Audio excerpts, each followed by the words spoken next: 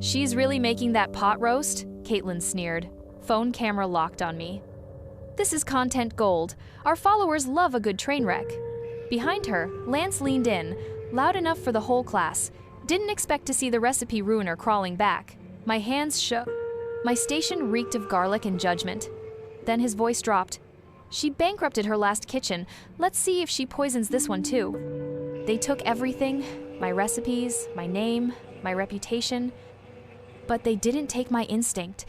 And today, the most feared Michelin chef in the world is about to remind them whose food changed his life. But before we begin, let me know where in the world you're watching from today. It's always fascinating seeing who's joining us from around the world. My name is Marlene Grady, and I'm 42 years old. I spend my evenings in a small apartment above Rosemary's Bakery in Louisville, breathing in someone else's success through the vents. My ex-husband Lance, who went from selling houses to stealing my recipes, left me for Caitlin Moreno, my former waitress and friend. Together they drained our accounts and turned my catering business to ash. These days, I mostly microwave dinners and watch cooking shows without sound, though my fingers still twitch when they dice onions wrong. Years ago, a traveler with kind eyes sat at my diner counter, tasting and writing in a small notebook. He promised my food would change lives, then disappeared into the Kentucky night. When the cream-colored envelope arrived yesterday, bearing Chef Luc Renard's signature, my heart recognized something I thought I'd buried, but let me start from the beginning. The gleaming test kitchen looked exactly like something from a Food Network set, all polished steel and pristine white surfaces. Located in Chicago's trendy West Loop, it practically screamed serious culinary ambition. My worn leather bag felt shabby against the marble countertops, and I tugged self-consciously at my practical black chef's coat. You know that feeling when you show up somewhere and immediately know you don't belong? Yeah, that was me. The other students filtered in, each more polished than the last. A woman with perfect highlights adjusted her designer apron while live streaming to her followers. Two guys in matching Chef Life t-shirts compared notes on their latest pop-up restaurant. Everyone radiated that particular brand of confident ease that comes from never having failed publicly. "Welcome, welcome!" A chipper assistant gathered us around. "We'll start with quick introductions before Chef Renard arrives. Let's go around the circle." That's when I heard it, a laugh that hit me like ice water down my spine. A laugh I'd heard through 15 years of marriage, through countless dinner parties, through the night he told me he was leaving. Lance. My ex-husband stood near the front, sporting an artificial tan that made his teeth look uncomfortably white. Designer jeans, expensive watch, hair product thick enough to reflect light. Beside him, because the universe has a twisted sense of humor, was Caitlin, my former waitress, my former friend. Now styled like she just stepped off a reality show, platinum blonde, calculated casual wear that probably cost more than my monthly rent. My legs went weak. I hadn't seen them since the day I found our accounts emptied, since I'd had to tell my small staff we were closing, since I'd filed for bankruptcy with shaking hands. 3 years felt like 3 minutes. Caitlin held her phone up, recording. "Hey foodies, your girl Kate here with the most amazing news. We're about to start an exclusive masterclass with the Luc Renard." She turned the camera to Lance, and look who's already besties with Chef. Lance's practiced smile widened. What can I say? When you're passionate about elevating Midwest cuisine, you find your tribe. Luc and I have been talking about collaboration opportunities. My stomach churned. Lance couldn't tell oregano from basil 3 years ago. Now he was name-dropping Luc Renard like they shared Sunday dinners? I edged toward the back of the group, calculating how quickly I could grab my bag and disappear. The door was right there. I could be gone before they even finished their social media performance. Nobody would notice, nobody would care. But then I remembered the mysterious traveler from my diner days, the way he'd savored every bite of my pot roast, how his eyes had lit up at the red wine reduction, how he'd written in that little notebook like my food mattered. I'd come here to see if Luc Renard could reignite that spark I'd lost. Was I really going to let Lance steal that from me too? The assistant continued with introductions. My palms were sweating when my turn came. "Marlene Grady," I said quietly. "Former caterer." Lance's head snapped around. Recognition flickered across his face, followed by something uglier. He leaned closer as the circle continued, his cologne too strong, his whisper sharp. Didn't expect to see the recipe ruiner here. The old nickname hit its mark. I'd heard it so many times, muttered during dinner prep, laughed about at parties I'd catered, probably shared with Caitlin while they planned their exit. My hands started to shake, muscle memory from 100 humiliations flooding back.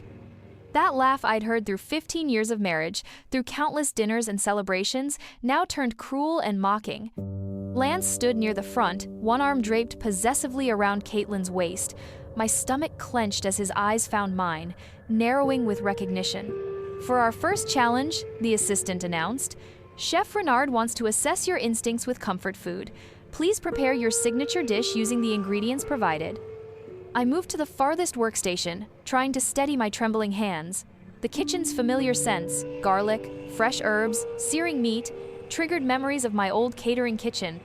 Sunday afternoons spent testing recipes, the satisfaction of perfect seasoning, the joy of feeding people who appreciated real food. Before everything fell apart, "Hey everyone, it's your girl Caitlin."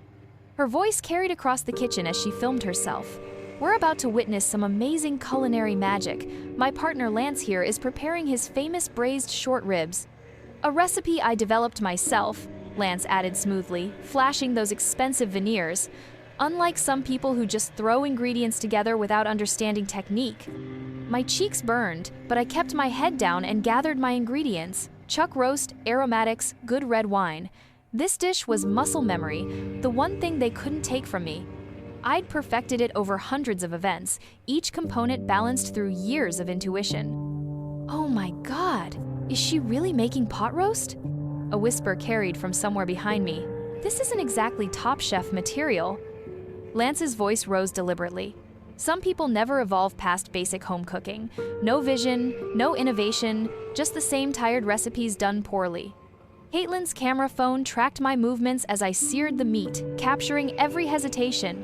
"Content gold," she murmured to Lance. "Our followers love a good train wreck." My hands shook as I added the vegetables, but the familiar rhythm of chopping slowly steadied me. The aroma of caramelizing onions and garlic rose from my pan, and for a moment, I was back in my own kitchen, before the betrayal, when cooking still felt like coming home. "Look at that knife technique," Lance Stage whispered. "Amateur hour. This is why her business failed. No standards." More snickers rippled through the room. The woman with the highlights rolled her eyes at her neighbor. One of the pop-up restaurant guys made a gagging motion when I wasn't supposed to be looking. 3 hours passed in a blur of side eyes and barely concealed mockery. When the assistant called time, my pot roast was perfect, fork tender, deeply flavored, the sauce reduced to silky richness. But as I carried it to the presentation table, doubt crept in. Maybe they were right. Maybe I was fooling myself, thinking I belonged here. The door opened, and the room fell silent. Luc Renard entered with the quiet authority of someone who never needed to demand attention. His chef's whites were pristine, his silver-streaked hair neat beneath his toque. He moved down the line of dishes with careful consideration, offering measured praise or gentle criticism. "Good balance of acid here. This could use more depth. Interesting choice of spice." Then he reached my dish. The room held its breath, probably anticipating another amateur hour joke. I fought the urge to run as he lifted the first bite to his lips. His expression changed instantly. He took another bite, then another. The spoon clattered against the plate as he set it down. Without a word, he walked directly to my station. His intense gaze locked with mine, searching for something. Recognition flickered in his eyes. When he spoke, his accented voice carried clearly through the silent room. "My mentor arrives." The class erupted in confused murmurs. Lance's face turned an ugly shade of red, but I barely noticed them. I was lost in a memory, a late night at my old diner, a quiet traveler who'd ordered my pot roast and stayed until closing, asking questions about technique, taking notes. 10 years ago, Luc began, his French accent lilting through the hushed kitchen. I was nobody. Just another cook with big dreams, traveling across America to learn its soul. He placed his spoon beside my pot roast with deliberate care. And then, one night in Kentucky, I tasted something that changed everything. My heart stuttered. That night rushed back, a weary traveler in a wrinkled chef's coat, ordering the daily special at my failing diner. He'd eaten every bite, asked detailed questions about technique, scribbled in a small notebook. It was a pot roast. Luke's eyes found mine. Not fancy, not pretentious, but perfect in every way. The balance of herbs, the depth of the wine reduction, the tenderness of the meat, it haunted me. I spent months trying to recreate that dish. The class stood frozen. Even Lance's permanent smirk wavered. I never knew the chef's name, Luke continued. The diner closed shortly after. But that dish, it became the foundation of my first restaurant's menu. I built my reputation studying its elegance, its restraint. He gestured to my pot roast. And today, I tasted again. My legs went weak. The counter's edge bit into my palms as I gripped it for support. This woman, Luke announced, taught me more in one plate than all my formal training combined. Marlene, you were my first real mentor. A ringing filled my ears. The fluorescent lights seemed too bright, the kitchen too small. Now hold on. Lance's voice cut through my daze. There must be some mistake. Marlene's never worked in a real restaurant. She was just a small-time caterer. Who taught you everything you claim to know about food? Luke's tone could have frozen mercury. I recognize my own inspiration, Mr. Grady, just as I recognize those who borrow without credit. Lance's face flushed dark red. Behind him, Caitlin's phone stayed trained on the scene, her influencer smile looking more plastic by the second. Marlene, Luke turned back to me. Would you do me the honor of co-hosting the remaining sessions? These students, his gaze swept the room, lingering pointedly on Lance and Caitlin, could benefit from your authentic expertise. I opened my mouth, but no words came. The weight of 12 stares pressed against me. Lance's jaw clenched so tight I could almost hear his expensive dental work creaking. Caitlin's camera followed my every move, hungry for drama. My voice emerged as a whisper. I cleared my throat, found my spine. I would be honored, chef. Excellent. Luke's smile held genuine warmth.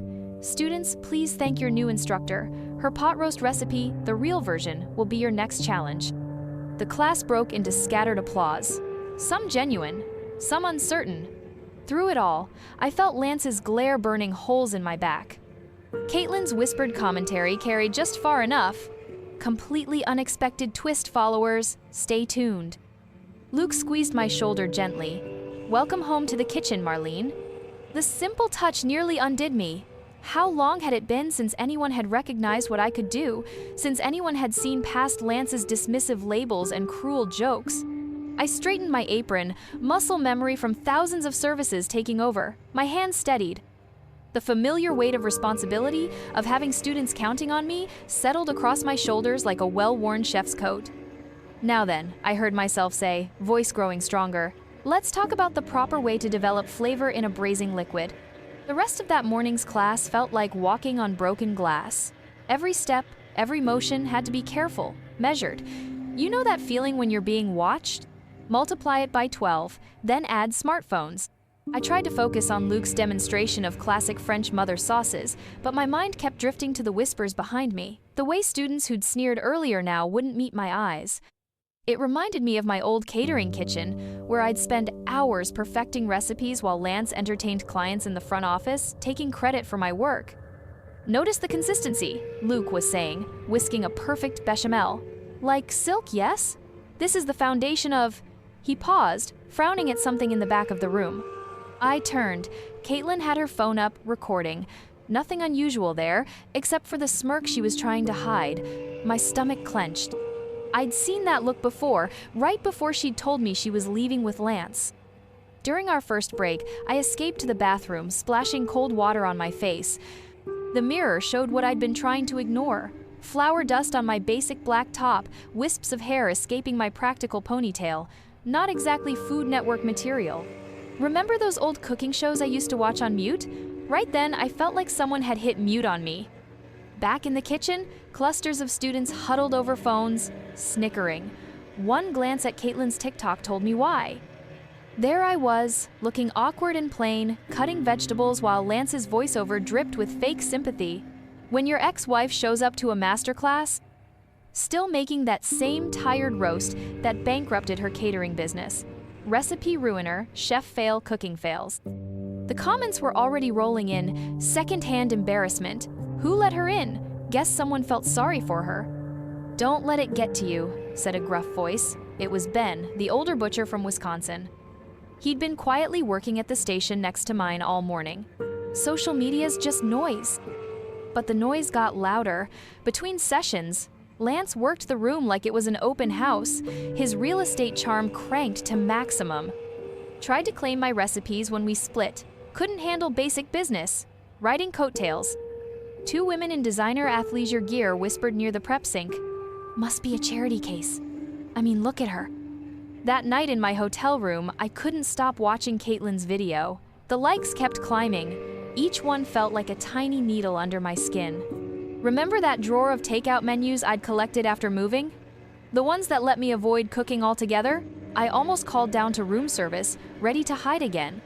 Then my phone buzzed, an email from Luc to all participants. The final class would feature a special guest, Sandra Chen, Food Network's talent scout for their streaming division. My heart stopped. 3 days. We had 3 days until the final session.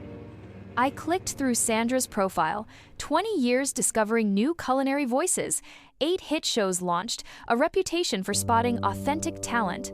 The kind of person who could change lives or confirm you never had what it takes.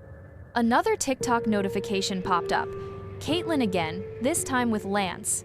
Ready to show a real chef what modern cuisine looks like. Sorry, not sorry, some people just can't handle the heat. The comments section was brutal. Can't wait to see her crack. Bet she runs away first.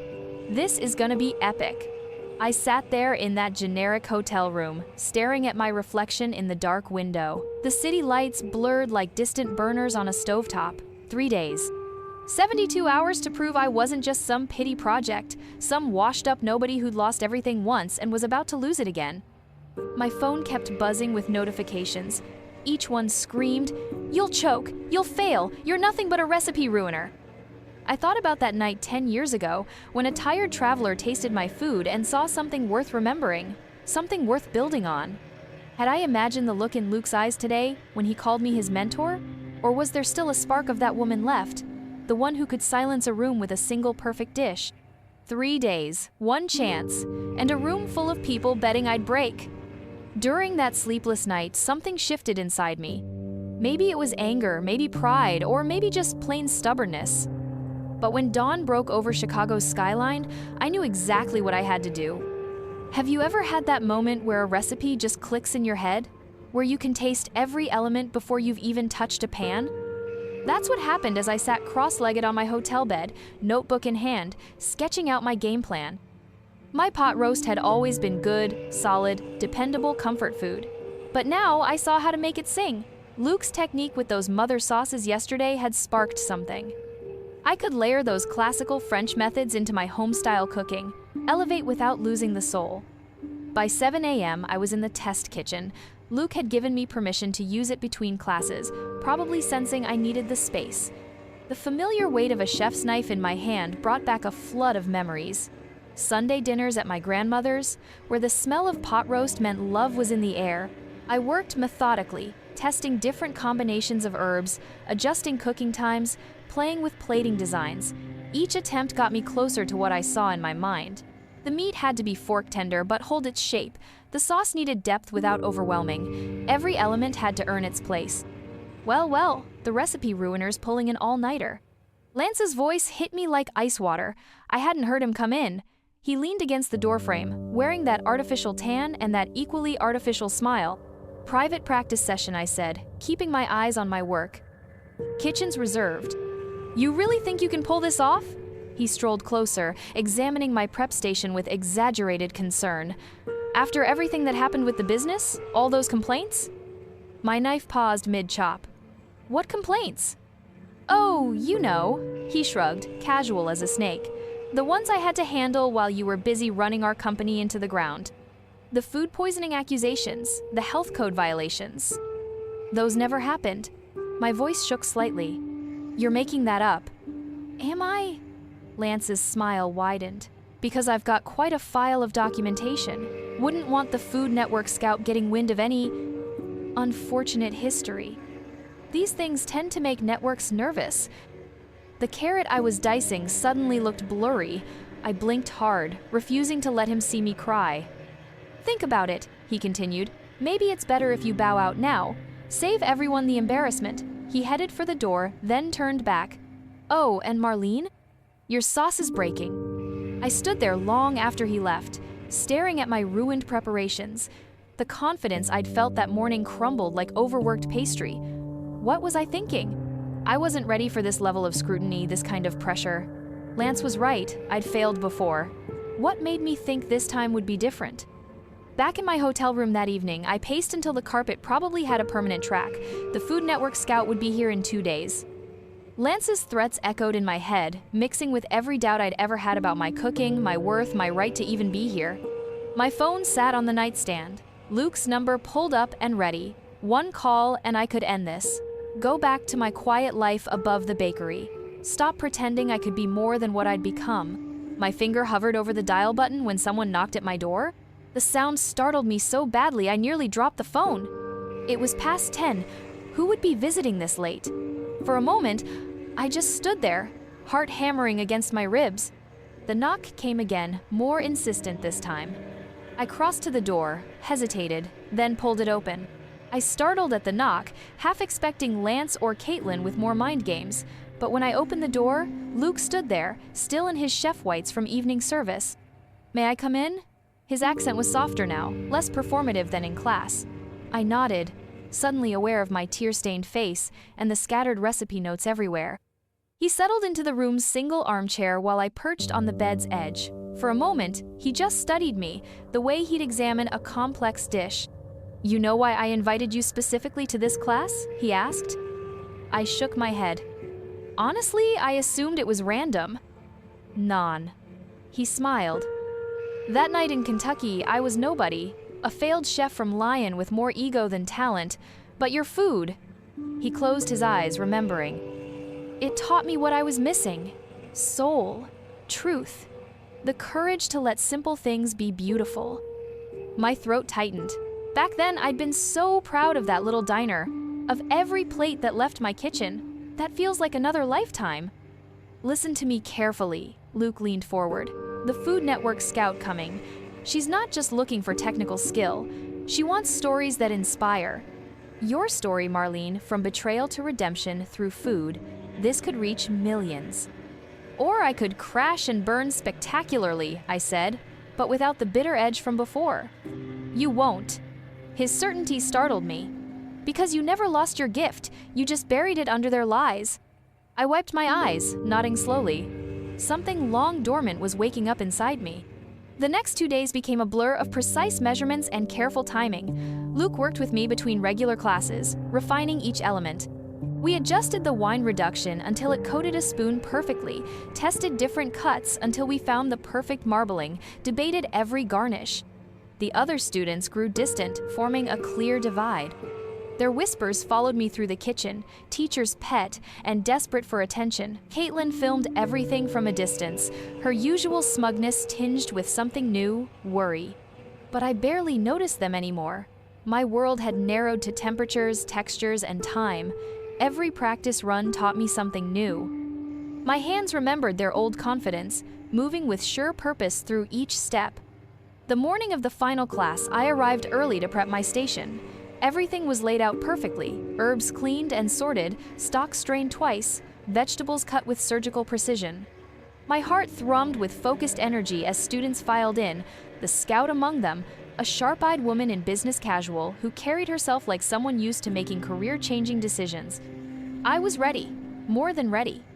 Then Lance appeared beside my station, swirling a glass of red wine with exaggerated care. Nervous, he asked, voice dripping false concern. Not anymore. I kept my eyes on my work.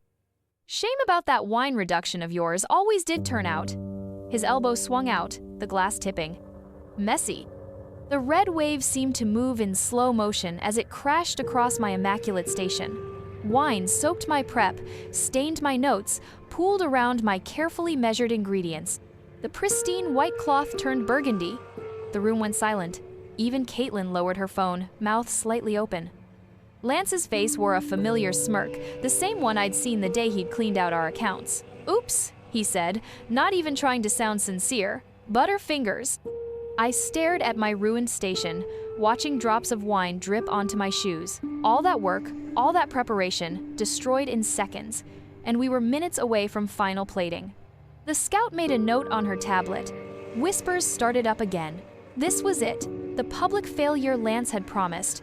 The recipe ruiner, living up to her name. The red wine spread across my station like a crimson tide, seeping into my prep containers and staining my notes. My hands trembled as I watched months of planning dissolve in cheap Merlot.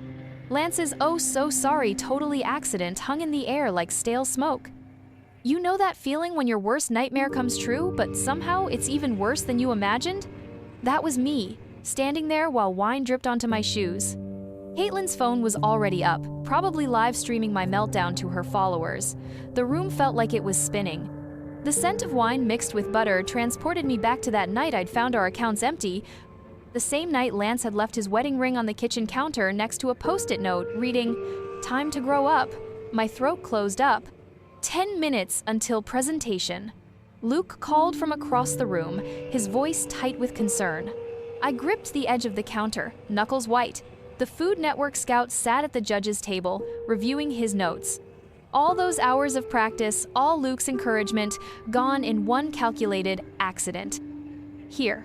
The voice was quiet but firm. I looked up to find Ben, the Wisconsin butcher, standing beside me. His weathered hands were already moving my salvageable tools to his pristine workstation. "Use mine. It's all prepped and ready." I blinked at him, uncomprehending. "But your presentation." "Already did mine this morning," he shrugged, wiping his hands on his apron. "Besides, some things matter more than others." His eyes flickered toward Lance and Caitlin, then back to me. "Show him how it's done." Something in his steady gaze, in the simple dignity of his offer, cut through my panic. I thought of all the times I'd let others define my worth, let their mockery convince me I was nothing. But Ben's quiet confidence in me felt like a lifeline. I nodded once, grabbed my knife roll, and moved to his station. The familiar weight of my chef's knife centered me as I began prepping again. No time for doubt now. No time for perfect. Just instinct and memory and the ghost of every dish I'd ever loved making. The wine reduction came together first, muscle memory from countless services. Herbs rough chopped but fragrant. The roast, thank God, had been resting in the warming drawer. I adjusted seasoning on the fly, compensating for the shortened cooking time of the sauce. Caitlin's voice carried across the kitchen. "Guess some people never learn." But this time, the words didn't touch me. I was back in my element, moving with the kind of certainty that comes from thousands of hours at the stove. The plating wasn't what I'd practiced, but somehow it was better, more honest, more me. I finished with seconds to spare, wiping the rim of the plate with a clean towel just as Luc called time.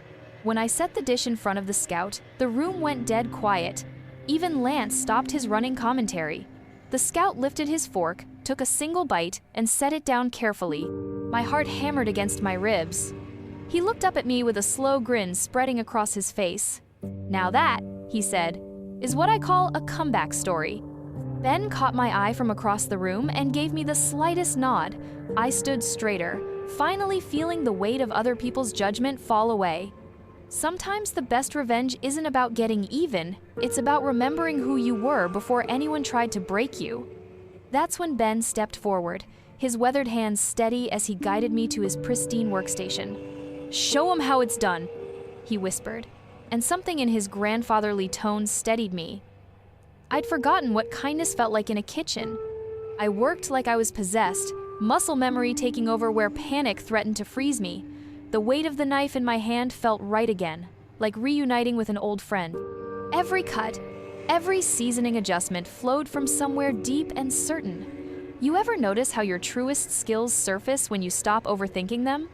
When I set down my finished plate in front of the Food Network scout, the silence in the room was absolute. He studied the presentation, my grandmother's pot roast reimagined with Luc's French precision. The meat glistened, perfectly carved, nestled against root vegetables cut with geometric precision. The reduction sauce traced a deliberate path across the plate, each drop placed with purpose.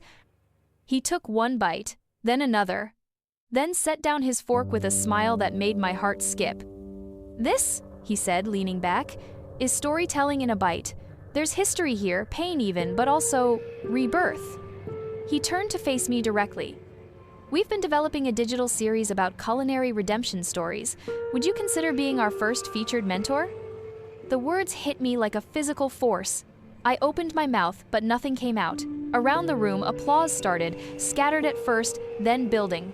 Ben's weathered hands clapped the loudest. But Lance's face had gone rigid, and Caitlin's phone had disappeared for the first time all week. They stood apart from the celebration, whispering intensely. That's when Luc cleared his throat. Speaking of storytelling, he said, his accent thickening with what I now recognized as controlled anger, there's another tale that needs telling. He pulled out his tablet, navigating to a private blog. 3 years ago, I started testing recipes for my next book, private recipes, password-protected posts. His eyes locked onto Lance and Caitlin. Imagine my surprise when I saw them appear, nearly word for word, on a certain couple's rising social media empire. The room went dead quiet. The scout's smile vanished. Luc continued, each word precise as a knife cut. The coconut braised short ribs with lemongrass? Mine. The deconstructed shepherd's pie with truffle oil? Also mine. And that viral video about triple fermented sourdough that launched your brand? That was my technique, developed in my test kitchen. Caitlin's face had gone chalk white. Lance started to speak, but she cut him off with a shriek that would have shattered wine glasses. You said no one would find out. The scout was already on his phone, typing rapidly. Within minutes, my own phone started buzzing, social media notifications. I watched in real time as major food brands began unfollowing Lance and Caitlin's accounts. Their sponsored post history disappeared like sugar dissolving in hot coffee. A tall woman in a crisp suit appeared at the doorway, holding a thick envelope. Mr. and Mrs. Grady? She said, her tone clipped and professional. I represent Chef Renard's legal team. This is a cease and desist order regarding unauthorized use of intellectual property.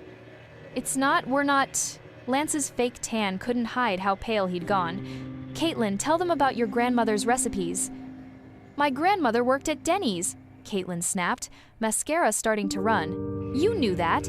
You said we needed a better story. The scout stood up, brushing off his hands like he was removing something distasteful. I believe we're done here. He turned to me, holding out his card. Call my office Monday. We'll talk about that mentorship series. He smiled. I think viewers would love to learn from someone who actually understands the soul of cooking. I took the card, my fingers steady for the first time in years. Around me, Lance and Caitlin's carefully constructed world continued to crumble. Their phones chimed with notification after notification, sponsors pulling out, followers dropping away, angry comments flooding in. The woman with the legal documents stood waiting, immovable as a statue. I stood there, stunned, as the scout's words sank in. A mentorship series? Me? The same woman who'd been reheating frozen dinners and hiding from her own reflection just days ago? Before I could properly process it, Luc cleared his throat. The room shifted its attention to him, and his expression was pure steel. Speaking of authenticity, he said, I have something else to address. He pulled out his tablet, turning it to face the group. These 3 viral recipes that launched our ambitious couple's social media empire? They were lifted, word for word, from my private blog. Posts I wrote years ago, testing recipes for my second restaurant. Lance's face went from tanned to ghostly in seconds. Caitlin's camera phone lowered slowly, her perfectly manicured hands trembling. My lawyer has already sent cease and desist notices to your sponsors. Luc continued, his accent thickening with controlled anger. The evidence is quite clear. The scout's welcoming smile had hardened into something professional and cold. He was already on his phone, typing rapidly. Within moments, both Lance and Caitlin's phones started buzzing, a cascade of notifications that made them flinch. You said no one would find out? Caitlin's shriek cut through the murmurs, her mask of influencer polish cracking completely. Tears started streaming down her face, smearing her camera-ready makeup. Lance reached for her arm, but she yanked it away. Don't touch me! This was your idea! Your stupid idea! She grabbed her designer bag and fled, her heels clicking rapidly against the floor. Lance hurried after her, leaving their expensive cooking equipment scattered across their abandoned station. Remember that feeling when karma finally catches up to someone who hurt you? It's not exactly joy, it's quieter than that, deeper. like watching storm clouds break after days of pressure. The remaining students gathered around me, faces bright with genuine interest now. Ben gave my shoulder a gentle squeeze. "Knew you had it in you, kid," he said, and I had to swallow hard against the emotion in my throat. As people began packing up their stations, Luc approached holding something behind his back. "I have been waiting for the right moment," he said softly. "When I left that diner in Kentucky, I knew I had experienced something special, your food. It spoke of home, of heritage, but with an instinct for balance that cannot be taught." He revealed what he'd been hiding, a hardbound cookbook with his name embossed in gold on the cover. I'd never seen this edition before. It looked like an early printing, maybe even a first run. My hands shook slightly as he handed it to me. "Open it," he urged. The inscription inside made my vision blur. "To the woman who cooked me into greatness." I clutched the book to my chest, feeling its solid weight against my heartbeat. Around me, students were taking final photos, exchanging contacts, discussing future collaborations. Their voices seemed distant, like I was wrapped in a protective bubble of vindication. "Thank you," I whispered to Luc, but he shook his head. "None, thank you, for showing that true talent cannot be buried, only delayed in blooming." The late afternoon sun slanted through the kitchen's windows as I gathered my things. Someone had already cleaned up Lance and Caitlin's abandoned station, like they'd never been there at all. Funny how quickly the universe can erase what never deserved to be there in the first place. I walked out into the cool Chicago air, still holding Luc's cookbook close. The city's energy felt different now, or maybe I was the one who'd changed. A light breeze carried the scent of nearby bakeries and cafes, and for the first time in years, those smells didn't bring pain, they felt like possibility. Back in Louisville, my apartment above the bakery felt different. Maybe it was the way morning light streamed through windows I'd finally cleaned, or how the kitchen counter gleamed after I'd scrubbed away years of takeout containers and microwave dinner residue. I'd spent 3 days painting the walls, a warm butter yellow, the kind that made everything feel possible again. You know that feeling when you wake up and, for the first time in forever, your muscles aren't tensed against the day? That's how I felt, standing there in my reclaimed space. The new track lighting I'd installed cast gentle pools of warmth across my workspace. Gone were the harsh fluorescents that had made everything look as tired as I'd felt. I'd splurged on proper chef's tools too, replacing the mismatched dollar store utensils with equipment that felt right in my hands. But the crown jewel? Luc's cookbook, positioned carefully on a floating shelf above my stove. I'd mounted it myself, hands steady with purpose rather than shaking with doubt. The leather binding caught the light just so, making those gold-embossed letters dance. To the woman who cooked me into greatness. The Food Network producers had called yesterday. "We're looking at a fall premiere," they'd said, excitement clear in their voices. "Your story's got everything. Heart, redemption, real skill. People are going to love learning from you." Learning from me. The thought still made my stomach flutter, but not with dread anymore. Just the good kind of nerves, the kind that meant you were doing something that mattered. I remember how my hands used to tremble when I cooked, after Lance.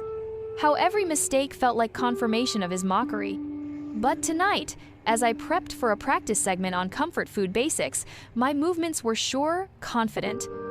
The knife moved with purpose through onions and carrots, the familiar rhythm of chopping like music. The smell of fresh herbs filled my kitchen, thyme, and rosemary from the windowsill garden I'd started. Another small act of rebellion against the frozen meals that had become my shield.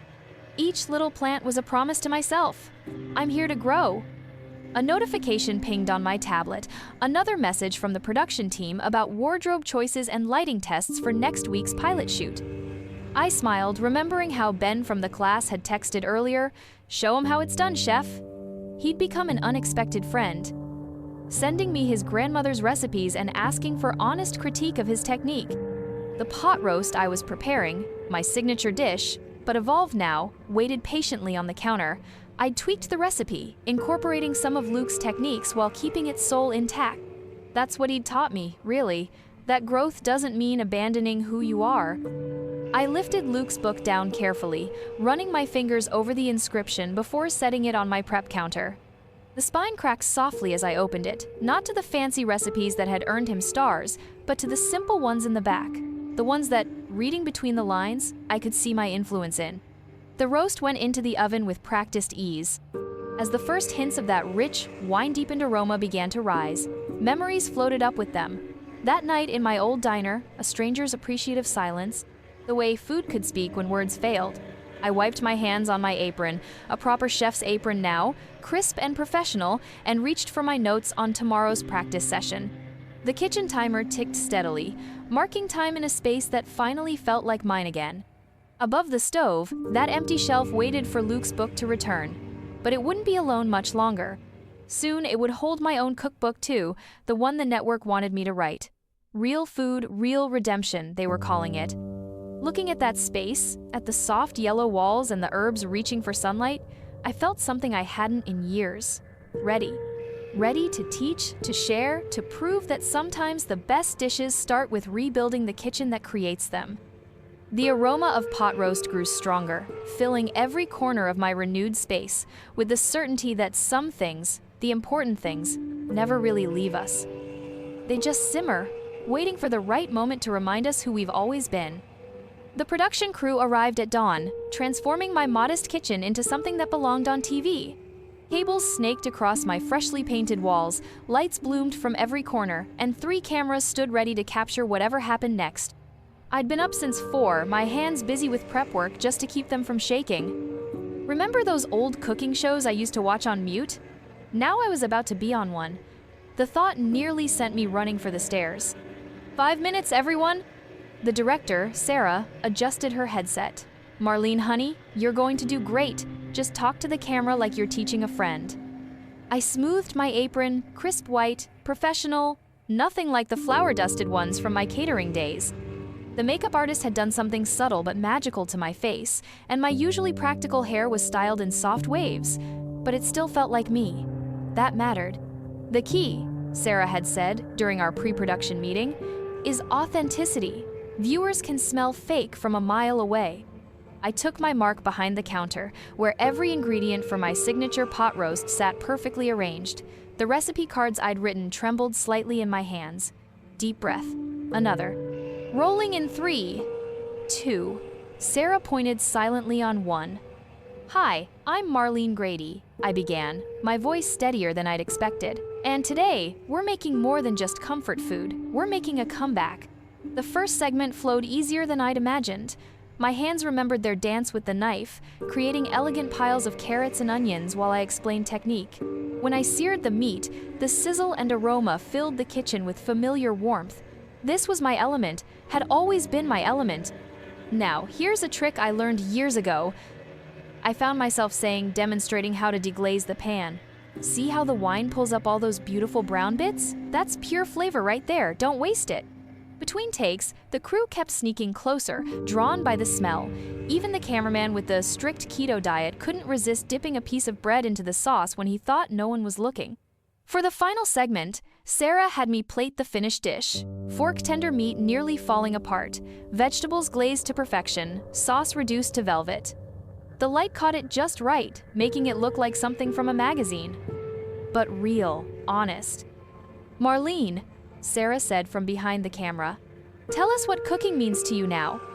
I looked down at the plate, then up at the lens. You know, I used to think cooking was about proving something, about being good enough. My fingers traced the edge of the counter. But it's really about remembering who you are. Every dish has a story, not just of ingredients and technique, but of the person behind it. Sometimes we lose that story for a while, but it never truly leaves us. The red light on the main camera blinked steadily. Sarah leaned forward. And what would you tell people at home who might be afraid to start their own culinary journey?